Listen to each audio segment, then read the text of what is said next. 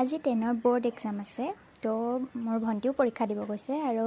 তাই আহি পোৱাৰ পাছত মই আপোনালোকক দেখাম তাই পৰীক্ষা কেনেকুৱা হ'ল আৰু এবাৰনো নিয়মবোৰ কি হ'ল মানে পৰীক্ষা হলত কিবা নহয় কিবা নতুন নতুন নিয়ম আহি থাকে ন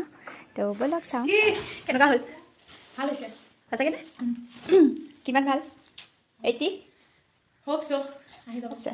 তো হেৰি কমন কুৱেশ্যন বহুত গাল আহিছে গোটেই গাল ইমান গ্ৰামাৰখিনি ইমান ইজি ৰিপৰ্টেড স্পীচ চব ঠিক আছে তেন্তে মই বাথৰুমে যাম ন থৰি না মই কিবা চিটিং কৰিব কিনো লৈ যাম না চিটিং কৰিব গৈছে তিনিজনী টিচাৰ গৈছে মোৰ লগত ভিতৰত গৈছে ভিতৰত দুজনী থিয় আছে বাহিৰত এজনী থিয় আছে বাপৰে ইয়াতে চিটিং কৰিবও নোৱাৰি মানে বাথৰুমটো মানে বহুত ঠাণ্ডা বস্তু ন চিটিংটো নিদিয়ে নোৱাৰো নিনো সেইকাৰণে আৰু তাৰপিছত ভিতৰতো মানে বহুত দুজনী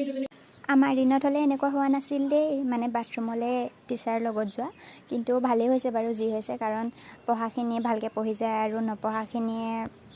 বাথৰুমত গৈ চিটিং কৰি পানি ভাল মাৰ্কছ পায় তো সেইকাৰণে ভালেই হৈছে দিয়ক বেয়া হোৱা নাই মইতো ভালেই পাইছোঁ বাই বাই